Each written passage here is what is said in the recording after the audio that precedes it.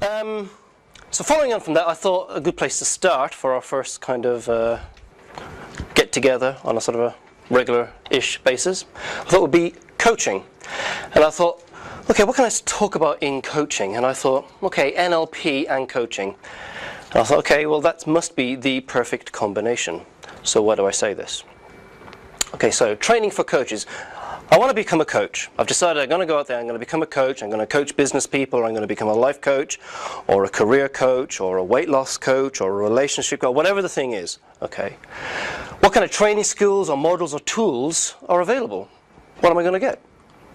Well, I searched on Google earlier today, and apparently, if you search for training for coaches, you get a large number. Now, some of these are spurious. Some of them are repeated, of course, but there is a huge amount of training for somebody who is interested in coaching. Huge amount. So narrowed it down a bit. Coach training institutes in the UK. So, you know, we teach this. There's still a huge number, but it is a bit smaller than that. And of course, the universities have got in on the act, and apparently there's enough references for university training and coaching and mentoring, usually degree programs or master programs out there. There's a whole bunch of those too. So there's a lot. There's a huge amount. But yet I still say that NLP trained coaches would probably be more successful. So why do I say that? The first thing is, what you'll find is in most of the training schools that deliver training in coaching per se, is it's this model, the GROW model. And it's been around since like forever. And it's kind of okay, but it's very, very limited. It's limited in what it can do. And to be honest with you, I think the coaching market per se has moved on from that position.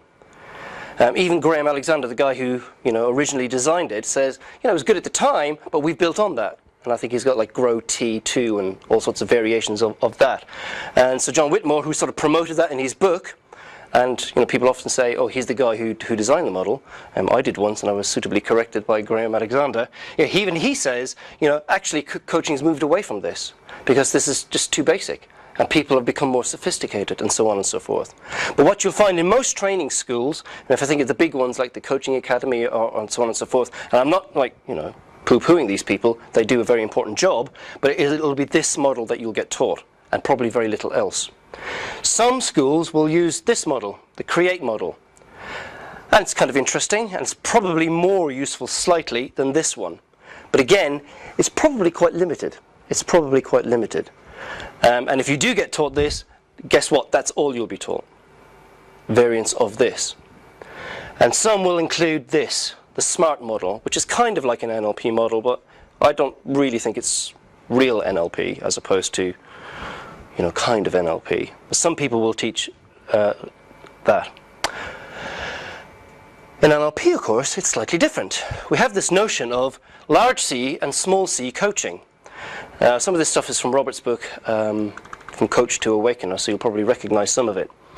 So we got this idea of, small c coaching being more at the behavioral level. So you might, a tennis coach or some kind of skill-specific. Or very sort of process orientated. You come and see me, we put you through a process, and you come out the other end and you should have changed. It's sort of pretty basic, to be honest with you. Whereas we say in NLP, large C coaching, I think we've got it's a little bit more than that. It's like the whole person. And certainly in the context of organizations, it's far more involved because we have to take into account, all of the other things that are going on with this person. So if I go into an organization to do some change work or some coaching, I'll need to know what's going on. It's no good just me having the person in isolation because, that's not how people are. They're connected to a system. So there's a whole thing going on. So if I can use Arlene as an example, I work with Arlene in Thring Townsend. I know what's going on in the company. I know what's going on. And that's the background that I work with on a one-to-one basis with the different people that we work with there. So there's more involved than just a simple behavioral thing. So you'll be familiar with logical levels, of course, from the environment right up to sort of the mission. And I thought it would be useful just to kind of quickly flick through these to contrast it with a more basic approach to coaching. So, environmental things, where and when, the thing that might want to be happening. So, I want to, if we use the example, I want to become a coach, okay, where and when is this going to be happening? Behavioral factors. What kind of behaviors will be needed in that context? And capabilities, what skills or capabilities will we need to develop? This is a whole field of coaching in itself, as I fall over the cable. A whole field of coaching in itself. Beliefs and values, my goodness, now we're chunking up into a much more interesting and higher level.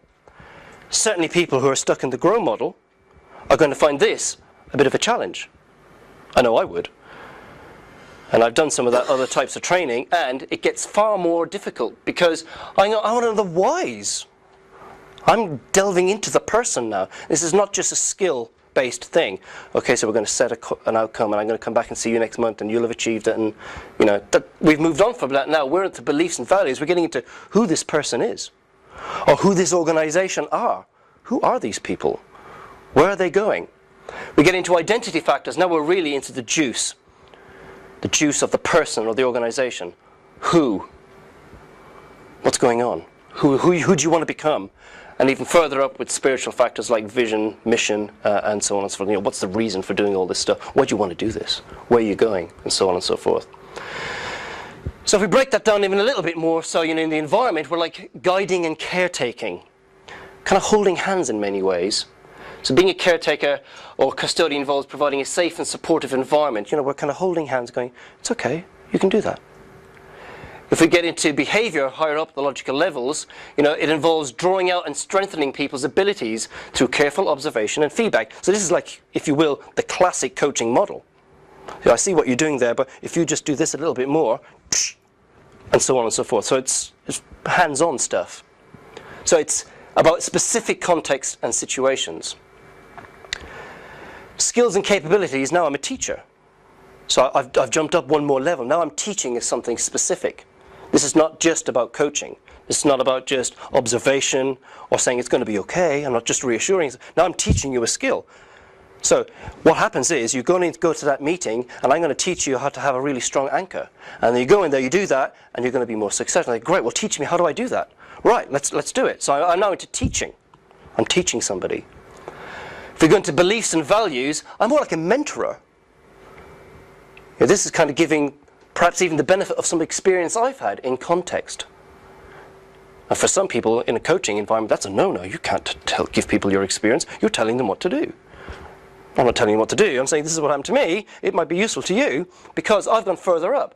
Believing in the person, validating his or her positive intentions, and look, this is what happens.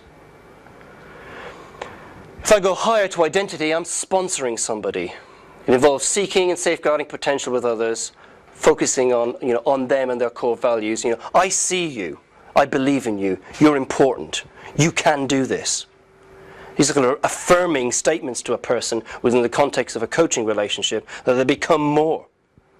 So we've moved away from the golf swing now. We're into who you are in the context of an organization or indeed your life. And Jackie was talking earlier about being a relationship coach. Well, now that's where we're at. Why is this important to you? Where are you going? And then the final one would be awakening, which is the mission and spirit. And I'm just going to quote Robert's exact words here. An awakener awakens others through his or her own integrity and congruence. This is the kind of thing where you walk the talk.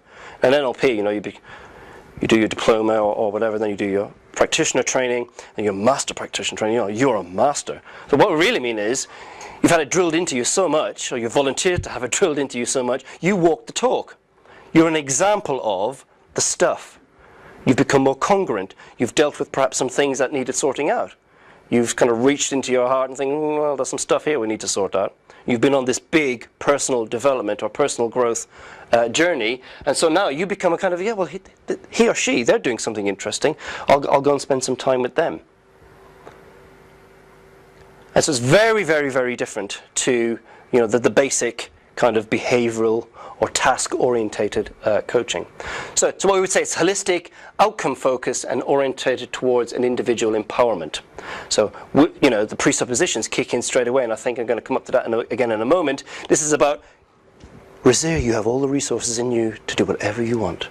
And all we do as the NLP coaches, we either ask the right question, use the right tool, or point in the right direction. And we unlock the potential. There's a reason this says unlocking potential, because I passionately believe that's what NLP does for people. So, and I did this evening. I thought, okay, what kind of tools does an NLP trained person have? And this is like a quick dip into the box. I mean, there are probably a whole bunch of other ones. So we've got A process, PZO, TOTE score, logical levels, and so on and so forth. Anchoring, new behavior generator, of course, rapport, the language patterns, reframing, of course, the presuppositions that, they orientate our thinking. Submodalities, perhaps. We want to do some work with somebody to change some fear that they may have or so on, and make it smaller, make them feel stronger, and so on and so forth. You probably think of other ones. Can you think of something else I left off? This was like literally set a couple of hours ago at my desk. Sleight of mouth. Sleight of mouth, of course. Anyone else? Swish. Swish, yeah, submodality work. So there's a whole bunch of things probably if you start to think about it. But actually, I had to scratch my head. I thought, what do we learn? Well, what do I know? Because I just take it for granted because it's in me. After a while, I don't even think about, oh, now I need to do this. I'm just doing it. And that's the advantage, I think, over just specific task-orientated. So what I say is NLP-trained people or coaches have a bigger toolbox. They've got a whole bunch of stuff that they can do. They can do this one, that spanner, that thing, that gangle plate, whatever it is. They tend to have, I personally believe, a much better understanding of communication. Guess what? You learn the communication model in NLP. It's stage one. That's what you learn. A lot of people don't learn that. And so you've got that great advantage. I think it's not process orientated. Now what I mean by that is, we don't go press the button, you go through the model and come chunking out the other side, you're done. That's 75 quid, please. That's not what we do. There's a reason for that, is because we're seeing the whole person. We've moved away from just, tell me this, tell me that, tell me that, tell me that. There you go, you're done. It's not behavior or task orientated. Now that's fine some of the time, but generally speaking, people have things that might want to change in their entire, it's not just, it's just this one little bit of me. Actually, everything's joined up. And certainly I've learnt, over the years that, just trying to focus in on the one thing probably is not that helpful. And having a bigger picture, context is probably very, very important. So I say really that NLP training equals outcome-focused thinking, which is the opposite what actually goes on generally in the world. People generally are focused on problem thinking. And you just watch the news, pick up a newspaper, talk to people, even in business, you'll get it. Because, they're thinking, what's wrong? How long has it gone on for? When did it start? Somebody has to be blamed, of course. And why haven't they or you solved it yet? And the government politics is the worst thing. And sometimes in business too, somebody has to be blamed. Somebody must be blamed.